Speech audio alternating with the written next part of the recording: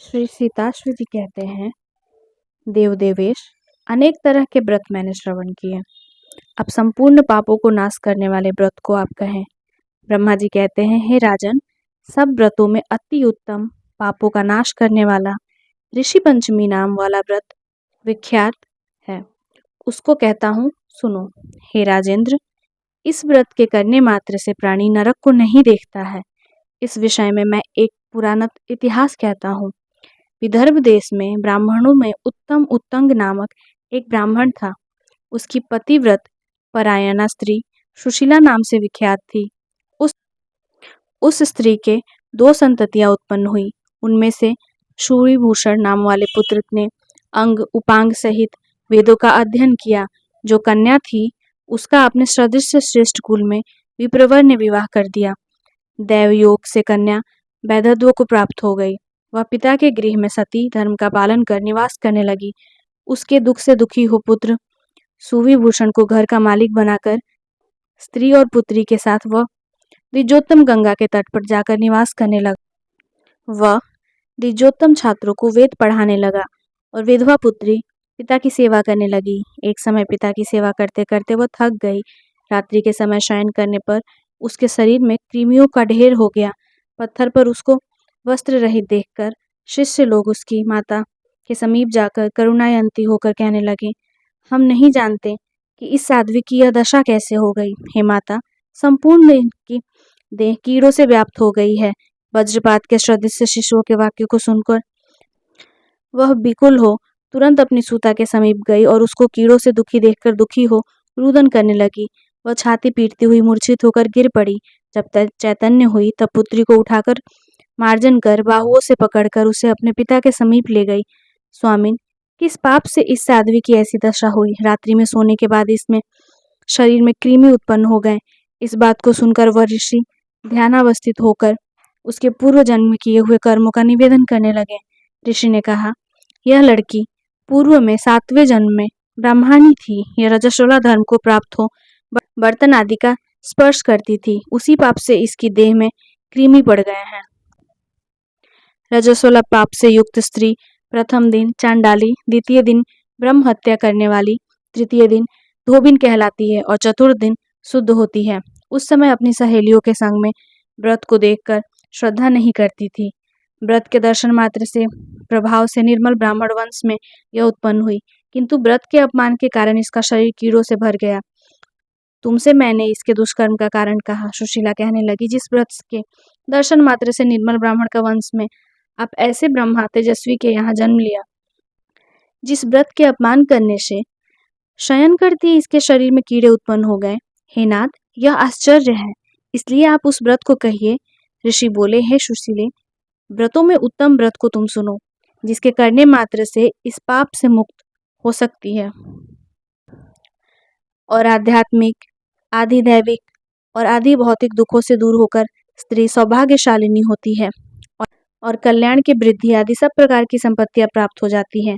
जिस दिन भाद्रपद मास के शुक्ल पक्ष पंचमी हो, उस दिन नदी आदि में स्नान कर, नियमवान हो नित्य कर्मों को कर, अग्निहोत्रशाला में जाकर ऋषियों को सविधि भक्ति पूर्वक पंचामृत से स्नान तथा चंदन, अगर, कपूर इत्यादि सुगंधित द्रव्यों से लेपन करें। नाना प्रकार के पुष्प, गंध, दीपक आदि से पूजन करें। यज्ञोपवीत सहित सुंदर वस्त्र अर्पण करें और नैवेद्य अच्छे अच्छे फल चढ़ावे तथा अर्घ देवे। कश्यप, अत्रि, भारद्वाज, विश्वामित्र, गौतम, जमदग्नि और वशिष्ठ सप्तऋषि कहे जाते हैं। इसे अर्घ को ग्रहण कर मुझ पर सदा प्रसन्न होवे। हे सुशीले, इस आख्यान को श्रवण कर शाकाहार करें, ऋषियों के ध्यान में तत्पर हो ब्रह्मचार्य से रहें। इस प्रकार उत्तम रीति से व्रत का आचरण करें। सब तीर्थों में जो फल प्राप्त होता है, संपूर्ण दान आदि से जो पुण्य प्राप्त होता है, वह इस व्रत मात्र से प्राप्त हो जाता है। व्रत को करने वाली स्त्री सुखी, रूप, लावण्य तथा पुत्र पौत्र आदि से युक्त होती है। इस लोक में तथा परलोक में अक्षय गति को प्राप्त होती है और इस व्रत के प्रभाव से पूर्व जन्म की जाति ज्ञान का भी हो जाता है। युधिष्ठिर कहने लगे, हे देव देवेश, ऋषि पंचमी नामक व्रत को मैं कहूँगा, जिसके करने मात्र से सब पाप दूर हो जाते हैं। युधिष्ठिर ने कहा, वह पंचमी कैसी है? उसको ऋषि संज्ञा कैसे प्राप्त हुई? हे यदुकुलोदत्व, किस तरह स्त्रियों के पाप का नाश करती है वह? कहिए, हे केशव, अनेक प्रकार के पाप हैं। इस ऋषि पंचमी व्रत करके स्त्रियां किस प्रकार मुक्त होती हैं? श्री कृष्ण बोले, रजस्वला होने पर जो स्त्री गृह कार्य में संलग्न हो, ज्ञानावस्था या अज्ञानावस्था में जो बर्तनों का स्पर्श कर लेती हैं, वो महान पाप को प्राप्त हो सत्य ही नरक में जाती है। सुनिए, किस कारण से रजस्वला को गृह कार्य में निषेध है? ब्राह्मण, क्षत्रिय, वैश्य, शूद्र ये रजस्वला स्त्री को घर में दूर रखें। पूर्व समय में वृतासुर को मारने से इंद्र ब्रह्म हत्या को प्राप्त हुए थे। हे धर्मराज, उस हत्या से दुखी होकर इंद्र अपनी शुद्धि के लिए ब्रह्मा के समीप गए। हे राजेंद्र, देवताओं के साथ ब्रह्मा जी एक क्षण ध्यान कर प्रसन्न मन में इंद्र की शुद्धि कर दिए। युधिष्ठिर, उस समय ब्रह्मा ने ब्रह्म हत्या के 4 विभाग कर 4 स्थानों में उसका प्रक्षेपण किया। प्रथम भाग को अग्नि की प्रथम ज्वाला में, द्वितीय भाग को नदी के प्रथम जल में, तृतीय भाग को पर्वत में और चतुर्थ भाग को स्त्रियों के रज में गिरा दिए। हे पार्थ, ब्रह्मा की आज्ञा है कि चातुर्वर्ण्य को उचित है कि रजस्वला स्त्री को सदा दूर रखें।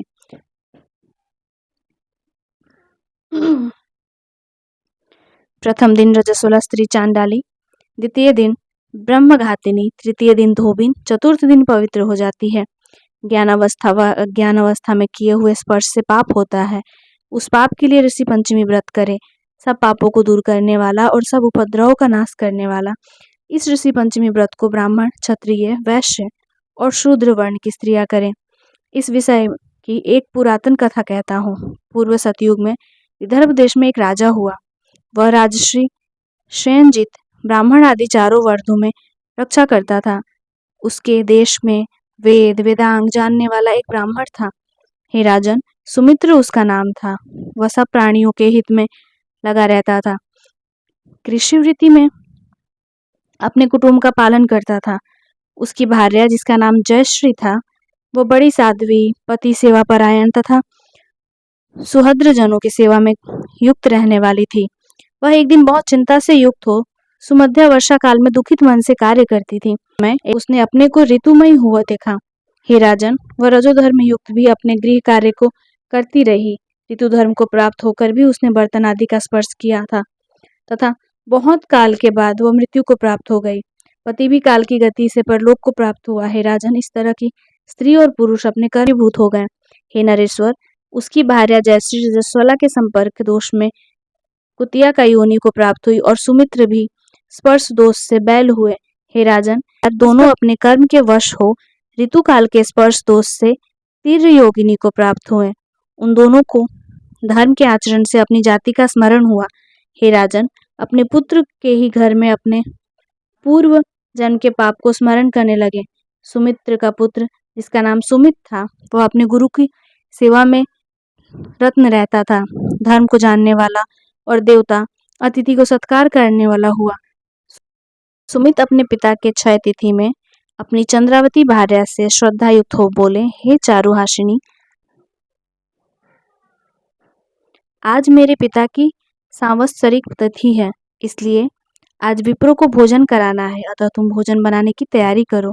अपने पति सुमित की आज्ञा मानकर उस चंद्रावती ने पकवान तैयार किए। उस समय क्षीर के पात्र में सर्प ने विष उगल दिया।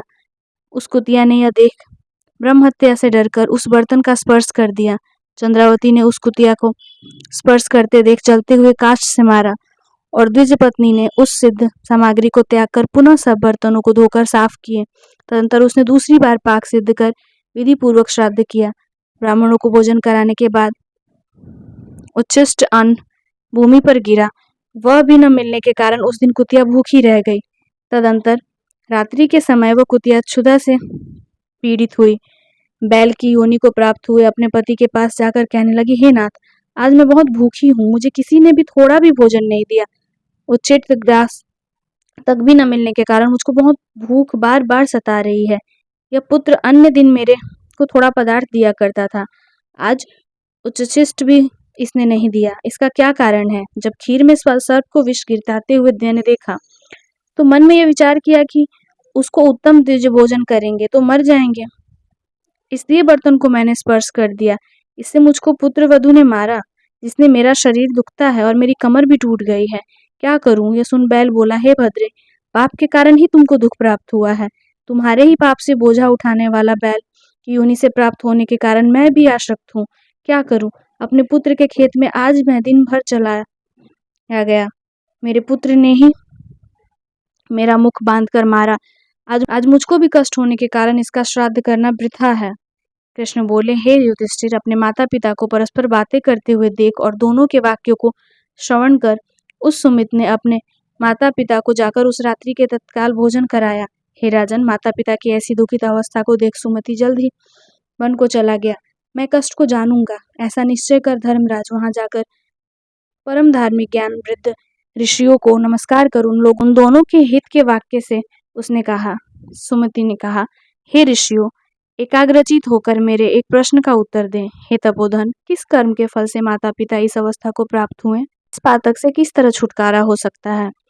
कृष्ण भगवान बोले, उस समय दुखित सुमति के आर्त वचन सुनकर सब जानने वाले सर्वतपा नामक ऋषि करुणा से युक्त हो सुमति के माता पिता की मुक्ति के लिए कहने लगे। ऋषि बोले, हे विप्र, एक समय तुम्हारे माता पिता अपने गृह में बालक भाव से प्राप्त हुए ऋतु धर्म को जानकर भी स्पर्श किया।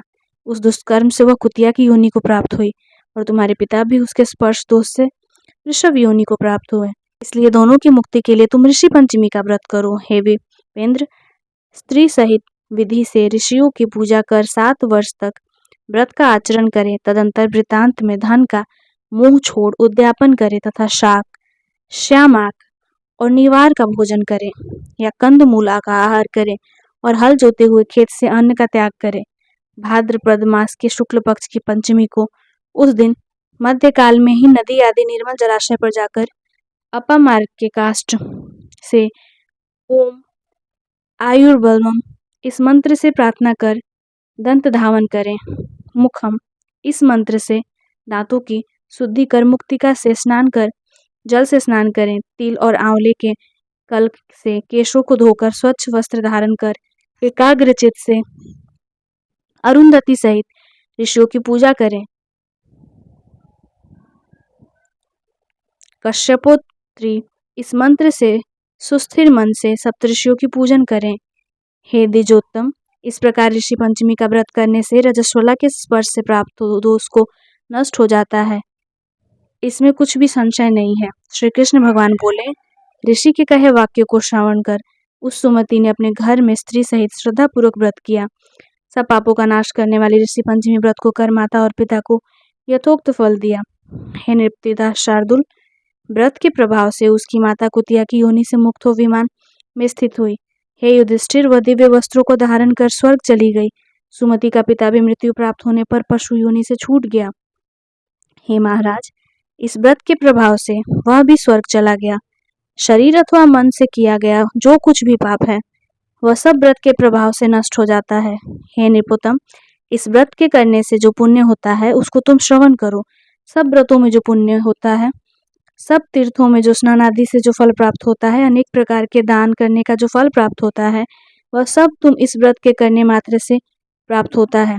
जो स्त्री इस व्रत को करती है वह सुख को भोगती है तथा रूप, लावण्य, पुत्र, पौत्र आदि से मुक्त होती है। इस लोक में आनंद मनाती है तथा परलोक में परमोत्तम गति मिलती है। हे राजन, सब व्रतों में उत्तम मैंने यह व्रत तुम्हें कहा। हे युधिष्ठिर, यह व्रत कैसा है कि सर्व संपत्ति वाला और सब पापों का नाश करने वाला तथा धन, स्वर्ग और पुत्र को देने वाला है। इसके पढ़ने तथा सुनने मात्र से सब पाप नष्ट हो जाते हैं। इसके बाद ऋषि पंचमी व्रत की उद्यापन विधि बताते हैं।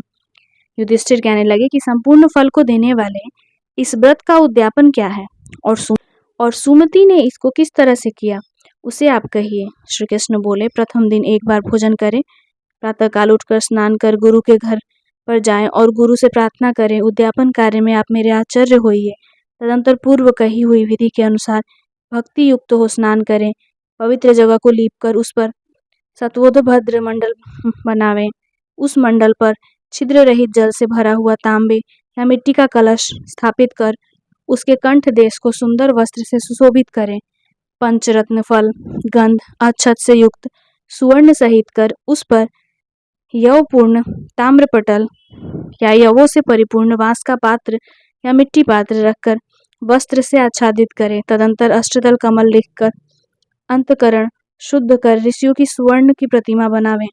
वह प्रतिमा एक पल की, आधे पल की या चौथाई पल की अपनी शक्ति के अनुसार धन की सस्ता को त्याग कर बनवावें। 5 रंग का मंडल बनाकर फल फूल संयुक्त बनवंतर बांधे। मध्याह्न समय में श्रद्धा युक्त हो भक्ति से ऋषियों का पूजन करें। हे राजेंद्र, कश्यप, अत्रि, भारद्वाज, विश्वामित्र, गौतम, जमदग्नि, वशिष्ठ और साध्वी अरुंधति की कश्यप इस मंत्र को स्वस्थ चित्त से पूजन करें। रात्रि को जागरण करें तथा पुराण आदि का श्रवण कर प्रातः काल नित्य कर्म कर तिल और घी से होम करें। तदंतर वैदिक या पौराणिक मंत्रादि स्मृति से स्मृत मत से 1008 या 108 आहुति देवे। फिर पूजा कर व्रत करने वाला अपने गुरु जी की पूजा कर सुवर्ण की अंगूठी, वस्त्र, कुंडल देवे और अमृत श्रद्धा से भोजन करावे। बिछड़े सहित दूध वाली एक गौ गुरु जी को देवे और ऋषियों को वस्त्र, दक्षिणा आदि से पूजा करें। भक्ति से कलश तथा यज्ञोपवीत देकर सपत्नीक आचार्य को प्रणाम कर क्षमा के लिए प्रार्थना करें। भक्ति से ब्राह्मणों का भोजन करावें और दीनानाथों को तृप्त करें। आज्ञा लेकर इष्ट बंधुओं सहित भोजन करें। व्रत फल चाहने वाले को लिए उद्यापन की विधि कही है।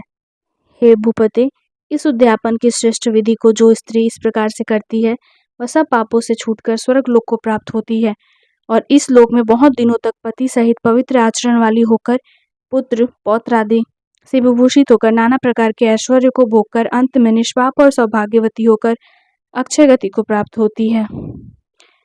जय श्री कृष्ण।